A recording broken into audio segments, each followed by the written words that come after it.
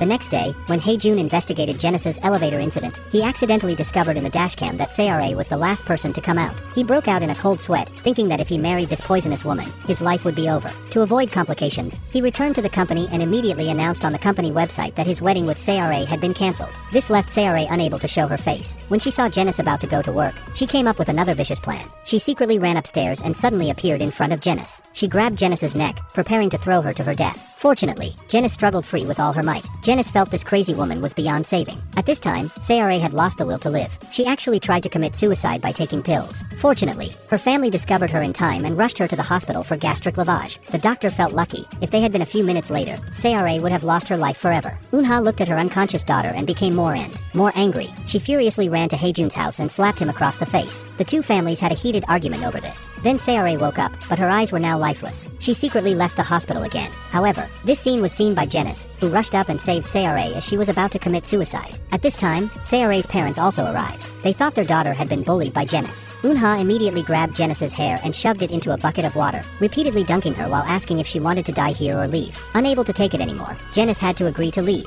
Eunha, getting the satisfactory response, threw Janice away like trash, then hugged her daughter and quickly left, leaving only Janice crying alone. But things were far from over. To completely break up Hae-jun and Janice, Eunha directly told Hae-jun that he wasn't his current parents' biological child. But she didn't say the child died because of her own fault. Instead, she pushed all the blame onto Hae-jun's long-deceased grandmother, saying Hae-jun's biological mother had an out-of-wedlock pregnancy and died from complications during childbirth years ago. Hae-jun couldn't believe his background was so bizarre. He thought this crazy woman was making up stories, but Eunha's confident expression made him have to believe it. To find out the truth, he secretly went back to the company and searched online for hospital incidents from 30 years ago. But too much time had passed, and Eunha had long erased all information. After careful consideration, he decided to do a paternity test. So Hae-jun went to the genetic testing center and handed the prepared toothbrush to the staff. Mi-yeon, to take revenge on J-Group, had been having people watch Hae-jun's every move. Learning he had done a paternity test, Mi-yeon was very surprised. The test results came out quickly. When he saw the results, he instantly collapsed. He really had no blood relation with Yoon-young. He ran to his grandmother's grave and cried. Hae-jun's heart fell into struggle. Although he really wanted to be with the person he loved, he felt that his grandmother switched the babies to protect his mother. If his background was now exposed by Eunha, his current mother definitely wouldn't be able to live. After careful consideration, Hae-jun finally chose to compromise. Then he went to find Eunha, saying he would break up with Janice and marry Seore, hoping Eunha would keep her promise and bury his background secret forever. Eunha, whose scheme had succeeded, readily agreed. After leaving, Hae-jun called Janice, planning to see her one last time. Little did he know Janice was thinking the same thing. In the end, Hae-jun spoke of breaking up first. Janice thought he didn't want to give up his wealth and felt like an idiot. She picked up the wine on the table and drank it all. She just hoped to spend one last night with Hae-jun before breaking up, leaving beautiful memories. Hae-jun didn't refuse. Soon they arrived at a luxury hotel suite. Janice and Hae-jun looked at each other deeply and reluctantly. Then they